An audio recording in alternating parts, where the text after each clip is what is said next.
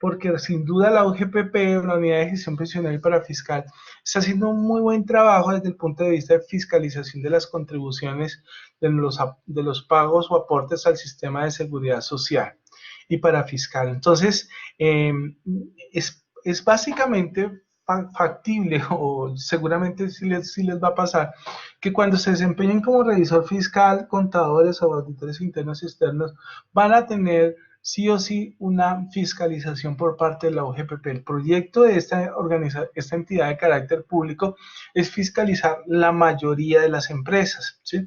Evidentemente, ellos inician por las empresas grandes, pero en la medida en que cuando las empresas grandes comienzan a colocar su visión en las medianas y pequeñas empresas, es decir, tarde o temprano usted va a tener que enfrentarse a un proceso de fiscalización. Entonces, en la clase pasada vimos que, perdón, me devuelvo. El proceso de fiscalización cuenta con 3 pasos, que es la fiscalización, la liquidación y el recurso de reconsideración. Dentro de la fiscalización tenemos 2 pasos, que fue el requerimiento de información, que lo vimos muy en detalle, y en segundo paso tenemos el requerimiento para declarar y corregir, que es lo que vamos a ver el día de hoy.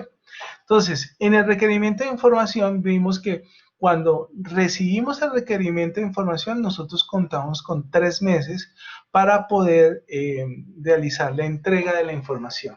La entrega, vimos en la clase pasada cuáles son esos reportes, que son nóminas, que son auxiliares, que son balances de pruebas, que son contratos, entre otros documentos que nos exige la unidad. Ellos se hacen llamar la unidad como tal.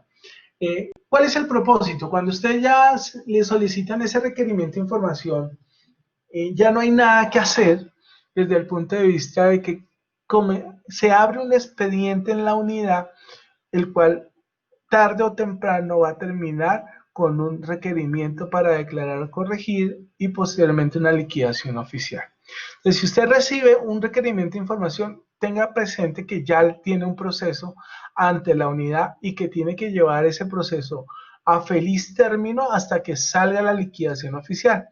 Y por esa razón tiene que ser usted muy diligente como revisor fiscal, auditor interno y auditor externo en estar atento en responder y dar pleno conocimiento de todos los distintos requerimientos que haga la unidad como tal. Vimos la clase pasada que el requerimiento de información le van a solicitar la nómina, ¿sí? Vimos la nómina como tal, de cómo la pueden operar, la tienen que sacar de la página web de la unidad. Vimos que le van a presentar un balance, le van a solicitar balances de prueba, con el propósito, evidentemente, de observar qué cuentas están relacionadas con empleados. Vimos los ejemplos de los balances de prueba, les van a pedir todos los auxiliares contables. Antes ellos solicitaban los auxiliares contables relacionados con gastos de personal. Ahora vemos que solicitan todos los auxiliares contables de los gastos y costos, por si de pronto la empresa está manejando por un auxiliar algunos pagos relacionados con empleados. Vimos que ustedes tienen que presentar una certificación, vimos la certificación, donde hacen constar que toda la información que han presentado a la unidad obedece a la realidad económica de la organización y que corresponde fielmente a los hechos contables, ¿sí? Entonces yo les decía, apreciados estudiantes y colegas, que cuando usted firma esta certificación y la unidad detecta que lo que venía en la información anexa no corresponde a la realidad económica y social, la unidad inmediatamente hace el reporte a la Junta Central de Contadores para la respectiva investigación disciplinaria. Entonces, tengan mucho cuidado, apreciados estudiantes y colegas, en revisar todos estos adjuntos, todos estos documentos que enviamos, porque en última, el que está firmando, dando la fe pública de que todo se encuentra con base en la realidad económica, son ustedes como contadores, ustedes como revisores fiscales. Y al generarse un error de forma dolosa o de forma fraudulenta, va a ser objeto, evidentemente, de una de un proceso disciplinario ante la Junta Central de Contadores. Bueno, eso es lo relacionado con con el requerimiento de información. Hoy vamos a ver el requerimiento para declarar o corregir. Y es que después de que la unidad recibe la información que ustedes le proporcionan a través del requerimiento de información, la unidad comienza a través de sus auditores a evaluar toda la información que ustedes han reportado. Creo que hay una pregunta. Javier. Alfonso me dice, profe, nos llegó acto administrativo del año 2013, pidieron información. Enviamos porque no hubo claridad a lo pedido. 3 meses después llegó otro acto de la UGPP donde manifestó que no se había recibido y cobró la multa desde el primer requerimiento y costosa. Se redujo por las amnistías tributarias al 50%, pero muy costosas. Lamentablemente, Javier, esto es cierto. La UGPP, perdónenme la expresión, no se pone con cuentos. Ellos solicitan esa información y esperan que en el término de los 3 meses ustedes nos respondan. ¿Cómo se hace o cómo se entrega la información? Vimos que todo es de manera digital, electrónica. Ellos, normalmente uno no envía la información por correo electrónico. Ellos tienen como un storage, como una caja virtual donde ustedes colocan cada documento solicitado. Y al finalizar, cuando la envían, ellos generan una acuse de recibo, ¿sí? Ese acuse de recibo, evidentemente, es el documento con el cual ustedes tienen la oportunidad de objetar en el evento en que la UGPP diga que ustedes no entregaron los documentos. Pero a veces se nos pasa o a veces cometemos el error que lo enviamos a un correo electrónico. Esos no son los medios oficiales de la UGPP. Y recuerde que la UGPP puede llegar a cobrar hasta 15.000 VTs por la no presentación de los distintos reportes. Estábamos hablando en la clase pasada que esos 15.000 VTs pueden llegar hasta ser 500 millones de pesos, y eso sin que se haya iniciado el proceso del requerimiento para declarar y corregir, es decir, puede ser más, ¿sí? Entonces, interesante, Javier, muchísimas gracias por tu comentario. Y aquí vemos la magnitud y la rigidez que hacen, que es la UGPP frente a la no presentación de los reportes, es decir, frente a la no entrega de los documentos del requerimiento de información. Entonces, como les vengo diciendo durante la clase pasada y esta, cuando inician o cuando tienen un requerimiento de información, ya tienen un proceso encima y ya no se puede entrar a discutir con la OGPP que por qué me requiere, o con la administración de qué pasó, qué hicimos mal. No, sencillamente hay que enfrentar este proceso de fiscalización y en lo posible tener claro cómo tienen que actuar, ¿sí? Entonces, en el requerimiento para declarar y corregir, ¿qué es lo que mira la OGPP? Primero, que ustedes no tengan inexactitud, que es lo que mayormente pasa en la revisión de la OGPP. Aquí les voy a botar los aspectos claves que hace la OGPP. Entonces, pónganle cuidado, anoten, escriban. Resulta que la base inicial, apreciados estudiantes, para poder ellos determinar el requerimiento para declarar y corregir, es la nómina, ¿sí? Ellos toman la nómina y la suben en un programa de fiscalización, ellos le llaman hoja de trabajo, donde suben todo lo que ustedes escribieron en la nómina como tal, en el formato de nómina que miran en el requerimiento de información. Eso que ustedes colocaron ahí, o subieron los distintos empleados, lo que ganaron los empleados, le dan un proceso de correr como tal, correr la fiscalización. Eso es una hoja de trabajo muy avanzada, preciosos estudiantes, y da el valor a pagar de lo que ustedes debieron pagar correctamente en pila, ¿correcto?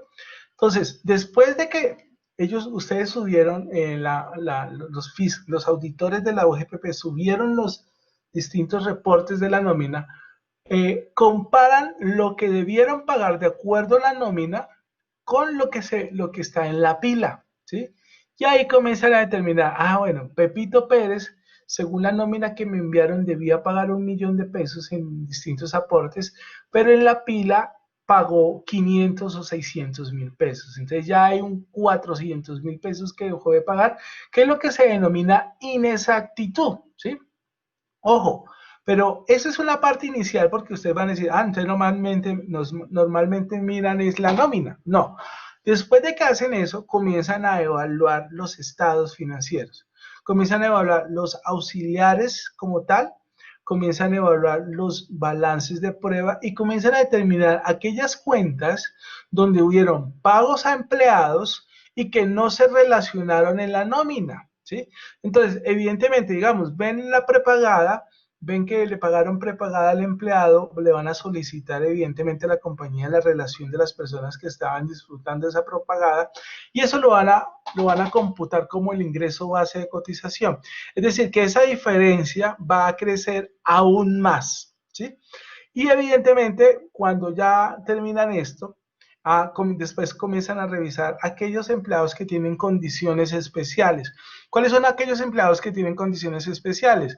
Que son aprendices cenas en etapa lectiva, productiva, aquellos que son prácticas profesionales, aquellos que son pensionados, aquellos que que están en espera de pensión, que a estas personas normalmente no se les paga la totalidad de aportes para fiscales y evidentemente comienzan a comprobar que eso que ustedes digitaron en la nómina verdaderamente sea cierto. Entonces ellos comienzan a solicitar las bases de datos, las bases de datos de SENA, tienen las bases de datos de los distintos fondos de pensiones, tienen acceso al FOSIGA, donde dice si usted es cotizante, si usted ya es pensionado, si tiene resolución para pensión. Créame, apreciados colegas y estudiantes, tienen todas las bases con las cuales se cruza la información.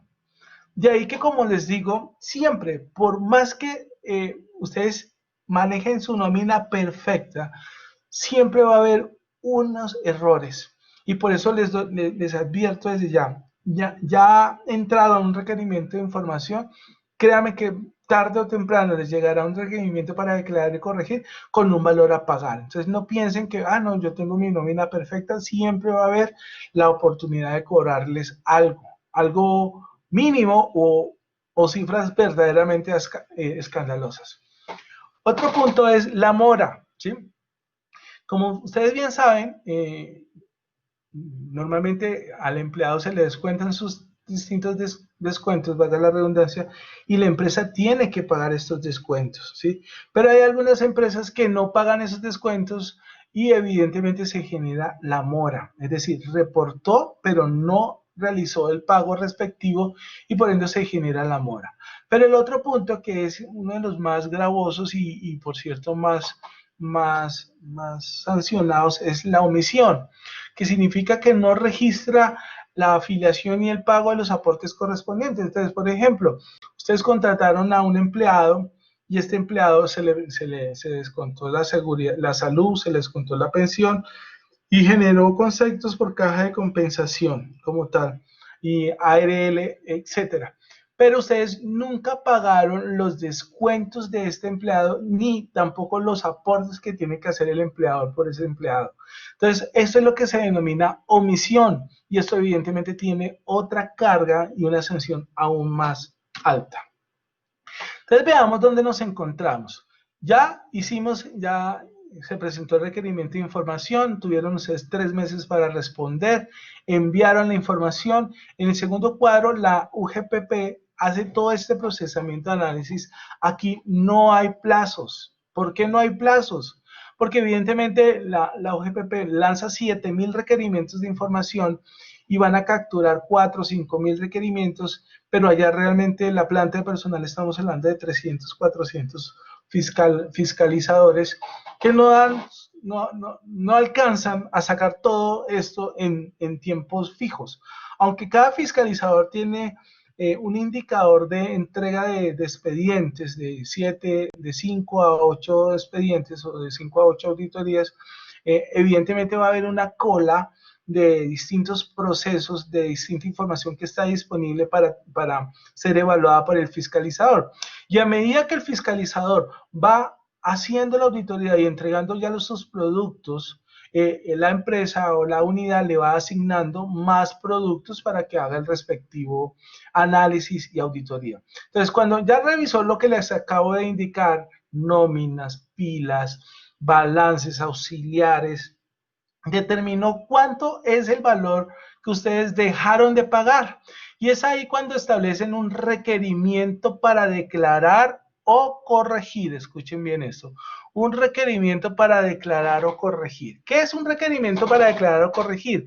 Es aquel documento donde le dice, revisado la información proporcionada, concluimos que usted tuvo inexactitud por este valor, tuvo mora por este valor y tuvo omisión por este valor. Importante aquí tener lo siguiente, apreciados estudiantes, y es, en requerimiento para declarar y corregir hay una sanción que ya van a pagar ustedes, ¿sí? No hay nada que, además de la inexactitud, mora y omisión que tienen que pagar, van a pagar unos intereses de mora y van a pagar una sanción, que es del 35%. Pero si ustedes no la pagan en el requerimiento para declarar o corregir y esperan la liquidación oficial, esta sanción aumenta al 60%, ¿sí?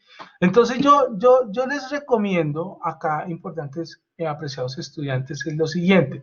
Si ustedes ven que en el requerimiento para declarar o corregir, la unidad fue contundente en determinar los errores que ustedes tuvieron y ven que definitivamente no hay nada que hacer, pues sencillamente realicen el pago, obviamente si tienen el dinero, realicen el pago porque la sanción va a pasar del 35% al 60%. Ustedes, después de que la UGPP analiza la información, genera un requerimiento para declarar o corregir. Ojo, aquí ya ustedes van con una sanción del 35% de su inexactitud, ¿sí? Más los intereses de mora, más lo que dejaron de pagar, y la mora y la omisión. No obstante, después de que ustedes reciben el requerimiento de declarar o corregir, tienen 3 meses para responder este requerimiento para declarar o corregir. Ojo, importante aquí, tengan presente. Si ustedes no responden su requerimiento para declarar o corregir en los 3 meses, se convierte este documento en liquidación oficial. Es decir, lo que hacen es tomar ese documento y lo convierten en liquidación oficial y ya es un documento que es exigible desde el punto de vista legal, ¿correcto? No obstante, si usted recibe un requerimiento para declarar o corregir, se tiene 3 meses para responder y lo respondió, ¿sí? Diciendo, no estoy de acuerdo por esto, ojo, y a su vez adjunta los documentos del porqué de su desacuerdo. No es solo argumentarlo. Por favor, métanse en eso en la cabeza. La UGPP no establece solo argumentos, ni la UGPP, después de que ustedes entregan la respuesta a sus requerimientos para declarar o corregir, dice, venga, por favor, mándeme eso que usted me está argumentando, envíeme los soportes. No, si usted no envió los soportes junto con su argumento, así el argumento sea correcto, el argumento se cae por falta de soporte, por falta de evidencia. Pero si usted en los 3 meses envió sus argumentos, pero a su vez envió las pruebas correspondientes, la UGPP tiene 6 meses para evaluar lo que usted argumentó, inspeccionar los documentos. En algunos casos, el funcionario de liquidación oficial, porque aquí recuerden que ya hay 3 auditores. Hay un auditor en requerimiento de información, hay un auditor en requerimiento para declarar, corregir, y hay otro auditor en liquidación oficial. Esto está así concebido para que no exista corrupción, que de pronto una persona se adueñe de todo un proceso y pueda parcializarse por incentivos ajenos, ustedes ya me entienden, o incentivos externos. Entonces, cuando ustedes responden el requerimiento para declarar o corregir con sus argumentos, pero a su vez con los soportes, la OGPP tiene 6 meses para mirar sus argumentos, revisar sus soportes y es posible que tengan visitas a sus organizaciones. Ojo, pueden haber visitas antes de que les generen requerimiento para declarar o corregir o antes de la liquidación oficial, no después. Entonces, esas visitas normalmente duran, se les notifican a ustedes con 2, 3 días de anticipación. Dicen, necesitamos ver esto, y va y los visita un fiscalizador y comprueba alguna información que no sea, que de pronto necesite una profundización, ¿sí? Son muy contadas las veces en liquidación oficial, pero el requerimiento para declarar o corregir sí son permanentes. Y ya, después de que pasaron esos 6 meses, la entidad saca una liquidación oficial. ¿Y qué es la liquidación oficial? Tomó el requerimiento para declarar o corregir, digamos, usted estableció 50 millones de pesos, lo sancionó la OGPP por inexactitud, perdón, le determinó 50 millones por inexactitud, mora y omisión, y más la sanción del 35%. Y en la liquidación oficial, ¿qué pasa? Le va a decir, de esos 50 millones, usted me argumentó 20, entonces ahora me paga 30, digamos que ustedes lo argumentaron bien y aportaron soportes correctos, ahora me pagan 30, pero me van a pagar ahora el 60%, ¿sí? El 60% de sanción sobre lo que quedó en la liquidación oficial. Pero ustedes dirán, bueno, profe, entonces sale la liquidación oficial y ya tengo que, como quien dice, aceptar o no lo que establece la liquidación oficial. No, ustedes tienen la posibilidad que en los 2 meses siguientes, no un día después, o sea, en los 2 meses un día ya no es posible. Pueden objetar la liquidación oficial a través de un recurso de reconsideración, ¿sí? Y este recurso de reconsideración, ustedes pueden alegar que la liquidación oficial pues no es correcto y evidentemente aportar los soportes respectivos.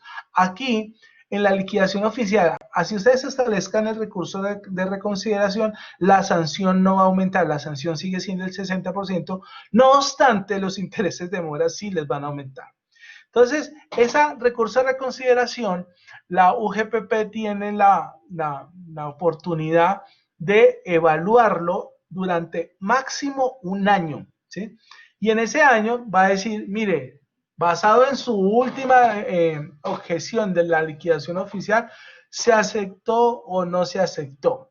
Y ahí es cuando sale el fallo al recurso de reconsideración, ¿correcto?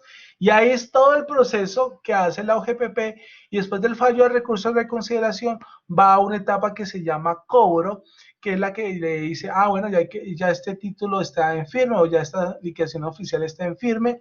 Entonces comienzan todo el proceso de embargo, comienzan todo el proceso de hacerle exigible la obligación. Aquí hay un paso, por si de pronto ustedes no lo conocían, apreciados estudiantes. Y es que el fallo de recurso de reconsideración sale y tiene un tiempo, no me acuerdo exactamente el tiempo, creo que son 4 meses, se los puede aclarar el abogado. Ustedes tienen un derecho, el último, como dicen, la última jugada que se llama la nulidad y restablecimiento del derecho sobre el recurso de reconsideración o sobre la liquidación oficial, ¿sí? Perdón, sobre el recurso de reconsideración. Y esto ya no es con la UGPP, sino que se coloca ante un juzgado. Y pues ahí ya le va a demorar mucho más tiempo, que ahí usted se la fue, es un juego al azar, porque el juez le puede dar la razón como no le puede dar la razón, ¿sí? Pero si ustedes lo mandan a nulidad y restablecimiento del derecho, ese fallo del recurso de reconsideración, el cobro no deja de darse por parte de la UGPP. ¿Por qué? Porque no hay en firme una nueva decisión jurídica. Entonces, eso le puede durar en el juzgado, esa nulidad de restablecimiento de derecho, 1, 2, 3 años, no sé, eso es lo máximo que yo he identificado, Pero si la UGPP es expedita y eficiente en el cobro, usted en los primeros 6 meses después del fallo de recurso de reconsideración, después de varias llamadas por parte de la UGPP, ya está embargando sus bienes, sus cuentas, y pues se cobra de manera automática. Entonces, es muy importante que ustedes tengan en cuenta todas estas consideraciones que les presento el día de hoy. No sé si tienen preguntas. Entonces, ahora profundicemos en el requerimiento para declarar y corregir. Entonces, recuerden que el requerimiento para declarar o corregir es el documento que nace después de la inspección de los documentos que ustedes ya en el requerimiento de información, ¿sí? Y la EPP hace todo el proceso que les acabo de decir, ¿sí? Normalmente ese es un proceso que se hace en 2 o 3 días, dependiendo de la cantidad de empleados que tiene la empresa que se está siendo auditada, y generan un requerimiento para declarar o corregir. Eso es un acto administrativo donde le establecen que corrija, ojo, que declare y corrija, es decir, corrija, actualice sus pilas y corrija basado en lo que yo le estoy enviando, ¿sí? Entonces, normalmente en ese requerimiento para declarar o corregir, ustedes reciban un documento Word, ¿sí? Que está firmado por el subdirector de parafiscales, y a su vez hay un archivo digital, normalmente le entregan un CD, o si ustedes han escrito notificación electrónica, le envían un correo en Excel, donde están descritos todas aquellas omisiones, inexactitudes y moras por empleados y por meses que ustedes dejaron de pagar, ¿sí? Entonces, ¿qué tienen que hacer ustedes cuando ya reciban su requerimiento para declarar o corregir? Revisen ese archivo adjunto, ese Excel adjunto, y miren cuál fue el error que identificó la UGPP. Comiencen a revisar, es que normalmente el problema radica en el IBC, ¿sí? Entonces, el IBC normalmente de la UGPP es mayor al que ustedes reportaron en la nómina, porque ellos encontraron nuevos conceptos en los balances, en los auxiliares, etcétera, ¿sí? ¿Cómo tienen que defenderse ante esto? Bueno, esto ya es consultoría.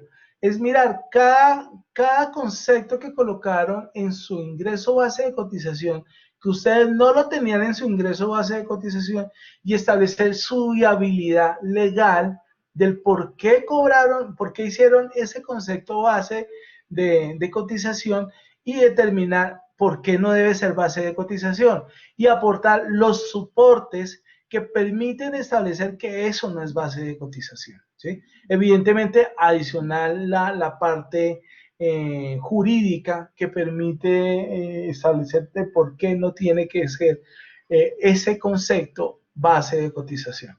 Entonces, en ese archivo de Excel van a ver el detallado de cada empleado, indicando la omisión, inexactitud y la mora, ¿sí?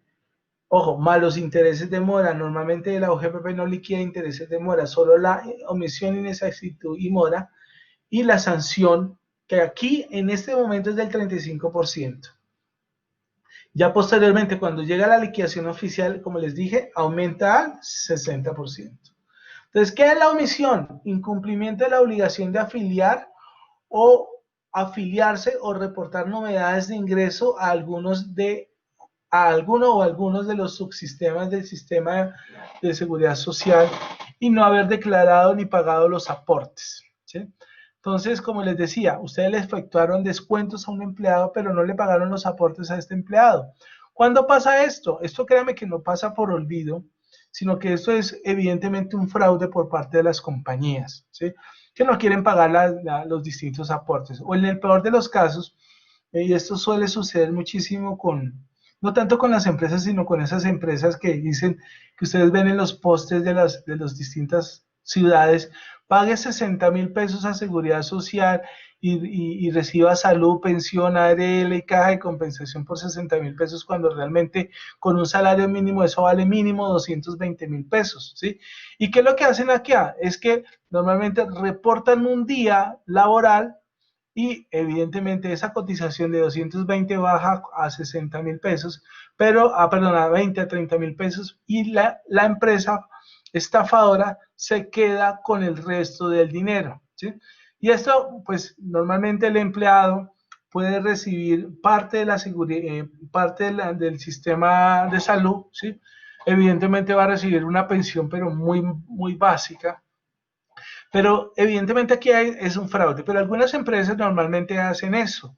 Y era absurdo ver este tipo de malas prácticas, de que le descuentan los 30 días al empleado, pero verdaderamente le pagan 1 o 2 días para que la compañía se quedara con ese dinero. Otro concepto que establece que es conducta validada y auditada por parte de la OGPP es la inexactitud. ¿Y qué es la inexactitud? Cuando el aportante declara y paga un menor valor a que legalmente estaba obligado según la ley. Entonces, una de las malas prácticas que yo observaba o que se pueden dar en las empresas es que decían, mire, todos mis empleados eran SENA, ¿sí? Cuando realmente tenían 2, 3 SENAs. Sabemos muy bien que los SENAs no se les paga pensión, ¿sí? Se les paga salud solamente siempre y cuando sean etapa productiva, y no les pagaban otros conceptos específicos, ¿sí? Entonces, como los declaran SENA, normalmente en etapa lectiva, que es donde menos se le paga, pues evidentemente dejaban de generar contribuciones al sistema, pero sí le descontaban, no le descontaban algunos descuentos al empleado, o algunos se los descontaban como tal, y evidentemente cuando iban a pagar, pagaban menos de lo que verdaderamente corresponde. O colocaban que un empleado era pensionado. ¿Con qué propósito? Para no pagar el aporte que tiene la empresa, que pagar por concepto de pensiones, ni tampoco para descontarle al empleado. Pero ¿cómo van y comprueba la OGPP que eso es incorrecto? Va y mira el FOSIGA y mira si el empleado está o no está pensionado. Y evidentemente va a determinar que no está pensionado y comienzan a generarse inexactitudes. Y la mora es el incumplimiento que se genera cuando, existiendo una afiliación, no se realiza el pago de los aportes en los plazos establecidos en la ley. Esto pasa mucho con aquellas empresas que tienen dificultades en su flujo de caja, ¿sí? Entonces, cuando tienen dificultades en su flujo de caja, pues presentan sus distintas planillas, pero no pagan sus aportes. Y evidentemente la OGPP tiene acceso a los distintos operadores que manejan estas pilas como sus respectivos pagos. ¿Qué va a contener el acto administrativo? En este caso es el requerimiento para declarar o corregir. Los antecedentes. Aquí está hablando de qué rige a la UGPP junto con el marco normativo, ¿sí? Cuáles son lo que está rigiendo la UGPP, cuál es su fuerza, quién le ha dado la fuerza de hacer esta auditoría. Después, en la verificación de la información, les va a decir, recibí ustedes la nómina, recibí ustedes los auxiliares, recibí ustedes los balances. Y en el resultado de la fiscalización dice, basados en lo que recibí y evalué con estas y estas y estas y estas técnicas, encuentro que usted tiene una inexactitud, una omisión y una mora, ¿sí? Que es lo que se llama el resultado de la fiscalización. Y entonces, la UGPP, a través del requerimiento para declarar o corregir, dice, la propuesta de la entidad, usted tiene que pagar esto, ¿sí? Y si lo paga en este momento, usted paga el 35% de sanción más lo que yo le detecté. Pero si usted quiere pelear es, perdóneme la expresión, quiere objetar lo que yo le coloqué, pues se puede hacerlo en los próximos 3 meses, pero si no me logra tumbar lo que yo indiqué en mi proceso de auditoría, su sanción aumenta al 60%, ¿sí? Y después nos dice, en el sexto punto, las instrucciones para responder. Normalmente el requerimiento para declarar o corregir, jamás le dice, estoy esperando su respuesta. No, ellos le dicen, tiene que pagar esto, esto, esto, y le adjuntan el formato Excel para que ustedes paguen. Usted de antemano, he visto requerimientos para declarar o corregir que no tenían, que usted tenía tiempo para responder los 3 meses. Creo que esto ha venido evolucionando y le indican al aportante, porque ellos le llaman así, de que tiene 3 meses. Pero si no dice el acto, el requerimiento para declarar o corregir que usted tiene 3 meses, pues sencillamente no significa que eso no tiene tiempo. Usted tiene que responder en los 3 meses porque ese es el procedimiento tributario ante las fiscalizaciones por parte, sean de la DIAN o sean por parte de la OGPP. Y como les decía, en ese formato Excel, ustedes tienen que revisar qué fue lo que reportaron, cuál fue el empleado que tuvo ese error, cuál fue el empleado que le aumentaron su IBC, en fin, ¿sí? Ojo, una cosa interesante acá es,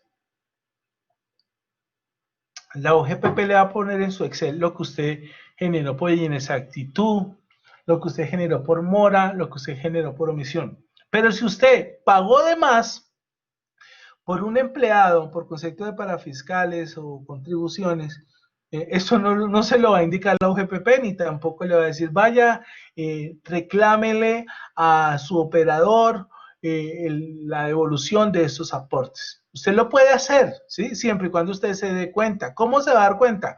Va a comparar el reporte que ellos hicieron con lo que evidentemente ustedes pagaron. Si ven esos mayores valores, ustedes pueden hacer la reclamación ante los distintos operadores y pues ya ese es un proceso que tienen que acompañarse a través del operador.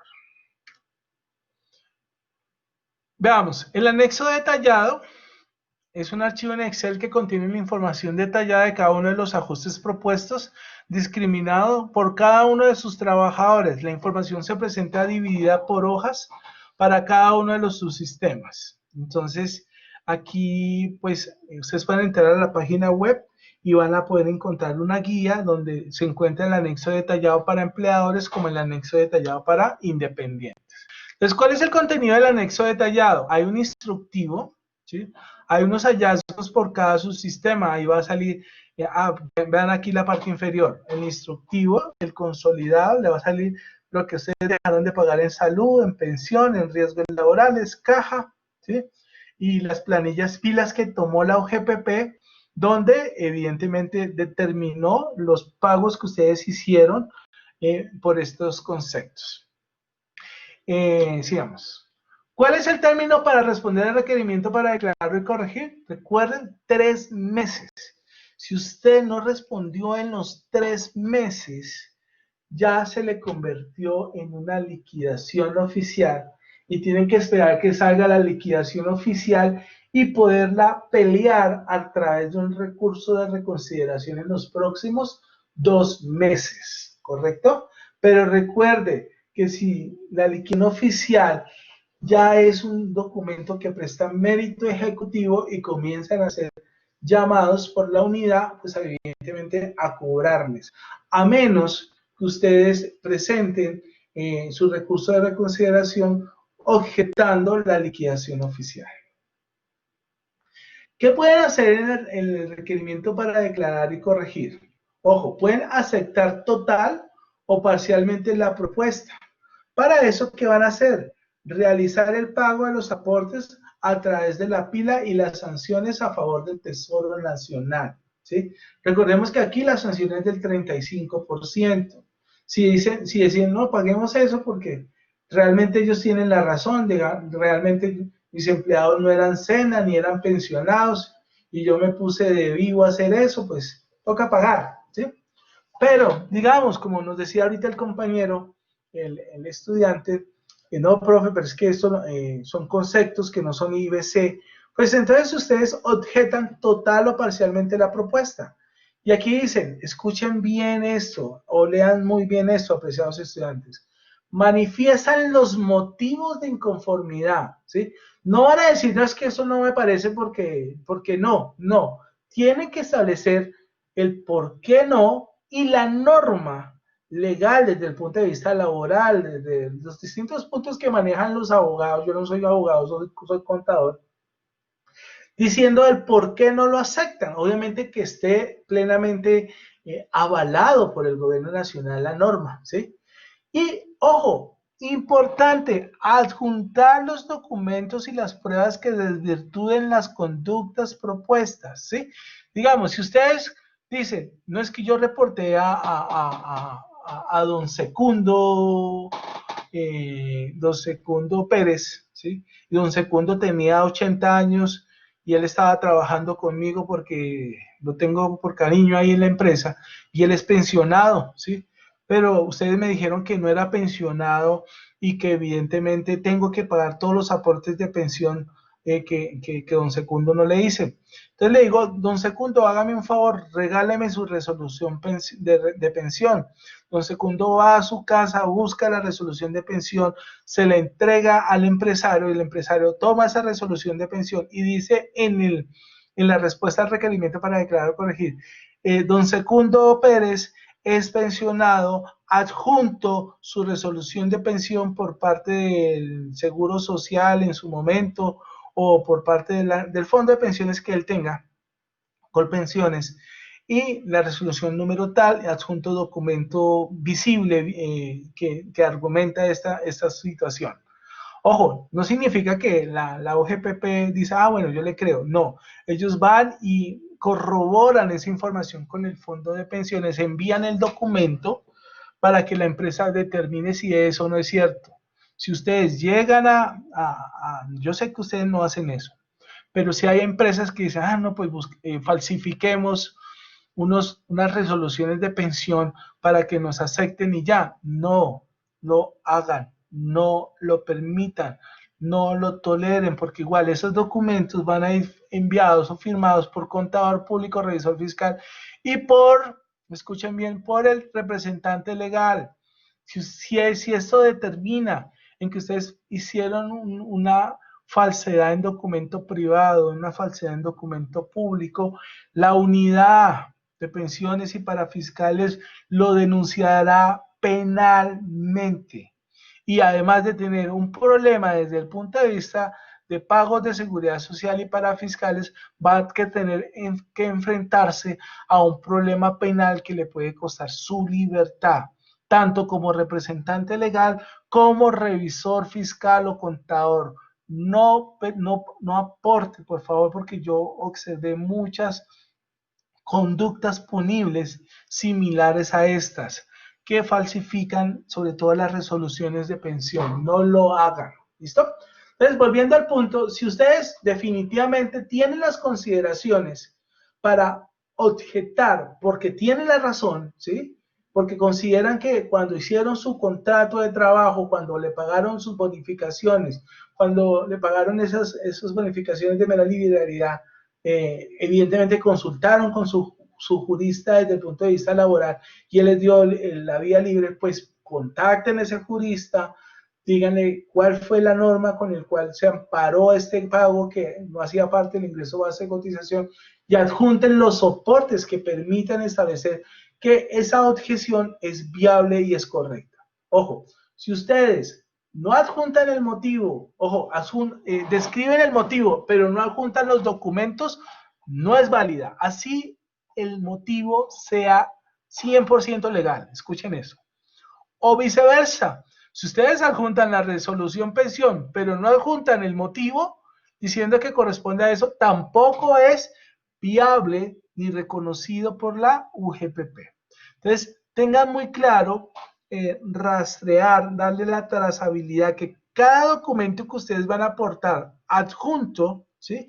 Evidentemente tenga una objeción, una observación, una recomendación en el documento que están dando respuesta al requerimiento para declarar o corregir. Importante, la respuesta debe estar acompañada de un oficio remisorio así, suscrito por el representante legal, el independiente o el apoderado, debidamente acreditado. Son válidos el poder especial concedido a un abogado en ejercicio o el poder general elevado de escritura pública. Segundo, indicar en el asunto el número de expediente, los datos del aportante, número de identificación y del acto administrativo. Siempre, cuando a usted le va a llegar un requerimiento de información, cuando a usted le llega el requerimiento de información o el requerimiento para declarar o corregir, en la parte inicial de estos documentos, a la parte derecha van a encontrar requerimiento número tal, ¿sí? Y esos dos son, número de expediente, número tal, y ese es el número de expediente que ustedes deben de citar. Si ustedes no citan esto, pues evidentemente para el OGPP va a ser muy difícil identificar a qué corresponde, así le indiquen ustedes el nombre de su empresa, ¿sí? De pronto si colocan el nombre de su empresa con el número de identificación es más sencillo, pero si ustedes colocan asesorías integrales SAS, Créanme, apreciados estudiantes, que asesorías integrales hay decenas de compañías que se llaman de esa manera. Entonces va a ser muy difícil identificar este expediente y por ende no va a permitir aceptar la respuesta en el tiempo que es por parte de ustedes de las objeciones a su requerimiento para declarar o corregir. Y por último, en caso de no haber informado en la respuesta el requerimiento de información o que desee cambiarle, registre una única dirección para las notificaciones. Puede ser física o preferiblemente electrónica. Bueno, aquí esto es interesante que ustedes lo debatan con sus compañías, ¿sí? El tener una dirección electrónica permite que ustedes, tan pronto salga el requerimiento, sean notificados de manera inmediata, porque eso se los envía a través de correo electrónico. Y aquí le van a decir, yo se lo envié por correo electrónico y aquí no hay la excusa, no es que yo no recibí ese correo electrónico, como solemos decir en algunas ocasiones. Ojo, la OGPP cuenta con un sistema de acuse de recibo de los correos electrónicos. Es decir, ese sistema dice, el correo relacionado con el requerimiento tal llegó a la bandeja de entrada de la persona tal día, a tal hora, a tal minuto. Y lo certifica una entidad muy fiable en ese sentido, ¿sí? No es el hecho de que es que a mí no me llegó el correo. No, señores. Hay una certificación muy técnica que hace parte del expediente, ¿sí? ¿Por qué? Porque pues evidentemente uno como aportante va a decir, no, es que a mí no me llegó, ¿sí? Y evidentemente uno va a decir, entonces no cuentan los términos. No, señores, pues todo el mundo, y ustedes bien conocen cómo son los colombianos. Bueno, yo también soy colombiano. ¿Cómo somos? Que pues en aras de tratar de evitar una sanción, pues uno va a decir, no, yo no recibí eso, ¿sí? Y pues a través de este sistema corroboran que usted recibió el documento. Pero otros optan por la certificación física, ¿sí? Por la notificación física. Es decir, que llegue a su oficina. Entonces, ojo porque aquí hay una situación muy importante que tienen ustedes que considerar, ¿sí? Y es que dicen, me llegó el requerimiento para declarar corregir y después me llegó la liquidación oficial y yo nunca, perdón, se generó el requerimiento para declarar corregir y después se generó la liquidación oficial y yo nunca supe, ¿sí? Y me di cuenta porque hicieron ¿cómo es que se llama esto? Una publicación por edicto de mi sanción y alguien me dijo, uy, lo sancionaron. Y yo, pero ¿cómo así si yo no recibí el requerimiento para declarar o corregir y la liquidación oficial? Entonces, eso es inválido, eso no vale, ¿sí? Perdón. Y eso dicen los abogados. Eso no es posible. Muchachos y colegas y apreciados estudiantes, sabemos nosotros que es obligación de la empresa tener actualizado ¿qué? La dirección. ¿En dónde? En el RUC. Ojo, en el RUC. Si usted hoy estaba en la Torre Colpatria, su oficina, y esa dirección era de la Torre Colpatria, la oficina 408, y después usted se mudó a Medellín al edificio Coltejer, son ejemplos, ¿sí? Y usted no actualizó su dirección de notificación en el RUC, pero sí se los enviaron a la Torre Colpatria, se da por notificado. Escuchen bien. ¿Por qué? Porque es deber del contribuyente tener actualizada la dirección física de su organización. Si usted no la actualizó, lo siento, los términos le están corriendo, ¿correcto? Pero también puede pasar que usted tenía actualizada su dirección, le llevaron el documento, pero usted traspapeló ese documento en su archivo, ¿sí?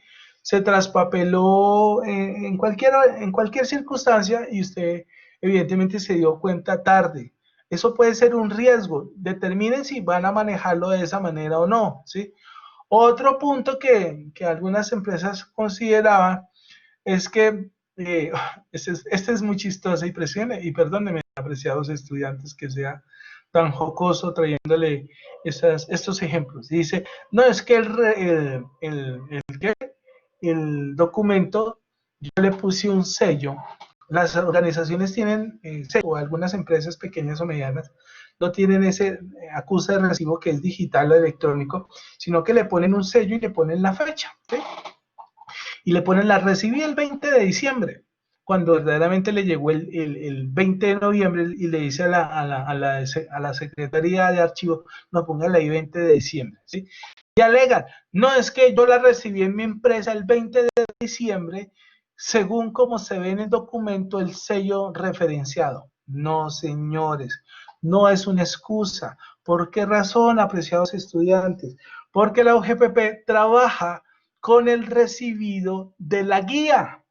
Y es que ellos trabajan con 2724, no me acuerdo cómo es, la empresa pública de correos, que dice, se entregó el documento en tal fecha, ¿sí? Entonces, esa es la fecha que comienza para ellos contar los distintos términos.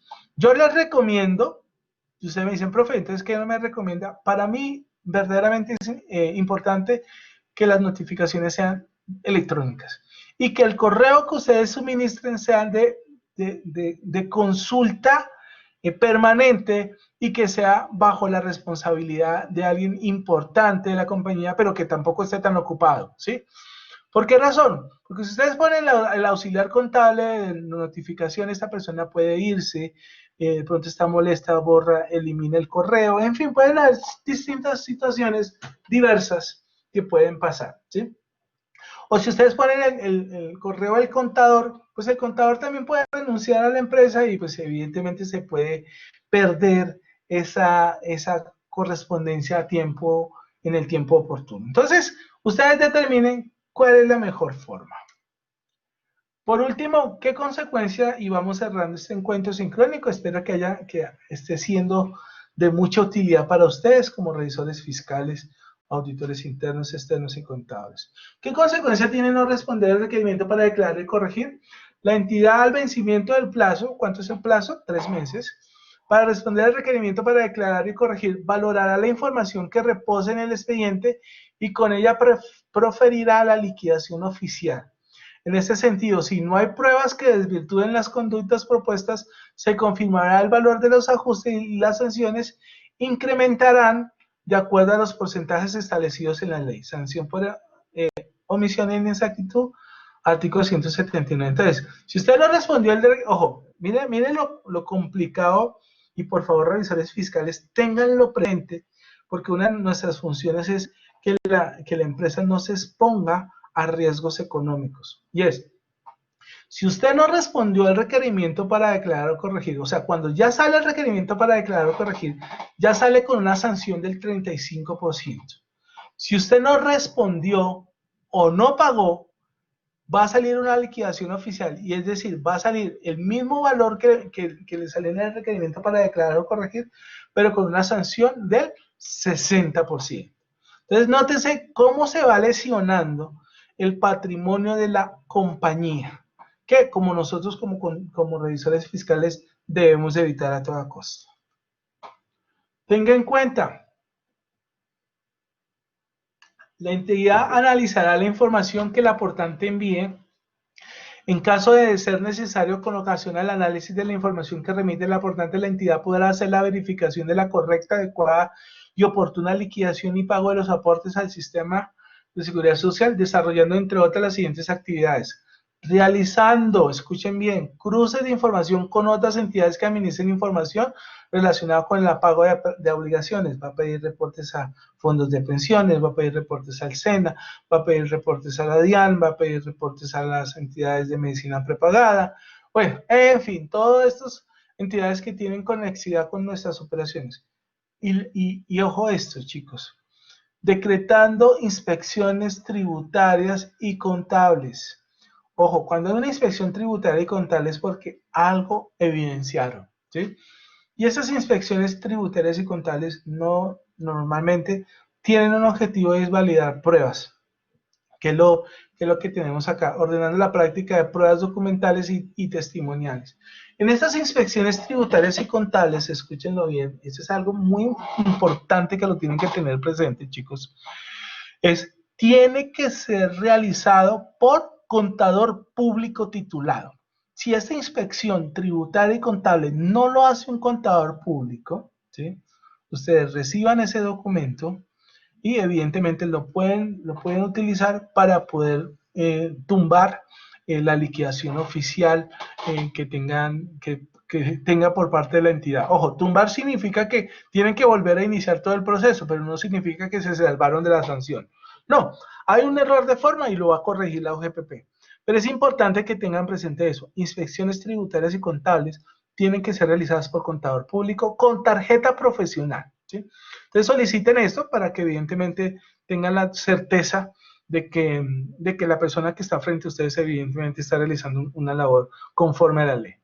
Y la práctica de pruebas documentales y testimoniales, yo observaba que preguntaban a aquellas empresas que tenían relaciones o conexidad con pagos a seguridad social para determinar que lo que ustedes dicen era o no correcto.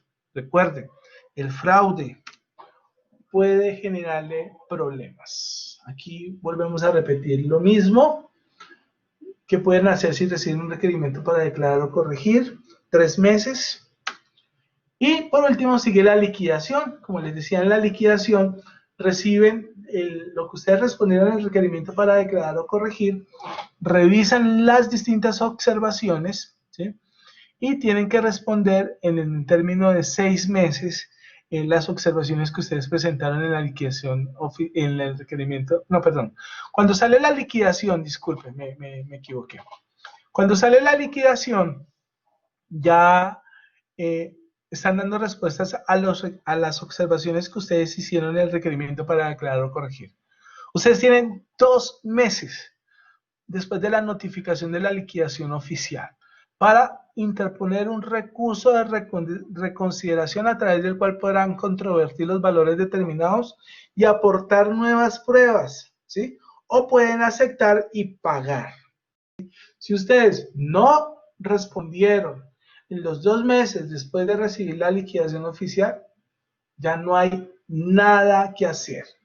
Ni el recurso de reconsideración, ni tampoco la nulidad del restablecimiento del derecho, y tienen que pagar sí o sí lo que le estableció la OGPP junto con las sanciones que son del 60%. El recurso de reconsideración, como les decía, es el último proceso del proceso de fiscalización, ¿sí? Se tiene que presentar dos meses después. Ojo, esto debe ser presentado por escrito a la unidad manifestando los motivos de inconformidad. Debe interponerse entre los 2 meses siguientes a la notificación de la liquidación oficial y debe ser interpuesto por el representante legal o su apoderado. Escúchenlo bien. El recurso de reconsideración debe radicarse de manera personal en la unidad. Ojo, tiene que ir personalmente, físicamente, por el representante legal o por el apoderado. En caso de no presentarse ante la entidad, la información debe ser enviada con las firmas debidamente autenticadas, artículo 724 del Estatuto Tributario. Digamos, si usted está en San Andrés Islas, ¿sí? Y por X o Y circunstancias no puede ir, tiene que hacer la presentación personal, de acuerdo al artículo 724 del Estatuto Tributario, evidentemente en una notaría, pero igual tiene que llevar ese documento firmado y radicarlo físicamente. No se acepta por correo electrónico. Entonces aquí escuchen este punto, esta nota al finalizar. ¿Sabías que una vez admitido el recurso de consideración, la unidad cuenta con el término de 1 año para proferir el fallo con el cual se agota la vía gubernativa y se inicia el proceso de cobro? Entonces, después de que ustedes establecen el recurso de consideración, la OGPP va a esperar 1 año y créanme que espera 1 año, ¿sí? Yo he presentado varios recursos de reconsideración y uno dice, no, eso me lo responden a los 2, 3 meses. No, el recurso normalmente lo responden es faltando 1 mes o días para terminarse el tiempo, ¿sí? Entonces es importante considerarlo. Bueno, eso es todo. Les recomiendo, apreciados colegas y estudiantes, con la OGPP debemos de tener máximo cuidado en la certificación de toda la información que enviamos. Y debemos de ser muy expeditos en la entrega de todos aquellos documentos que nos solicita la OGPP. Y anticiparnos, o sea, todo lo que les he venido, todas aquellas consejos que les he dado es lo que va a hacer la OGPP. Entonces, anticípense a lo que van a recibir, ¿sí? No significa para hacer fraude, escuchen bien este punto, sino para determinar, verdaderamente no pagué sobre el ingreso base de cotización, ya sé que me iniciaron un proceso de fiscalización. Entonces, no me voy a poner a pelear hasta la liquidación oficial para al final aceptar que definitivamente la OGPP tenía la razón y pagar 60% más. Si yo me anticipo a esto, yo sé que yo voy a identificar cuáles son mis errores y lo que hago es pagar en requerimiento para declarar o corregir con una sanción del 35%.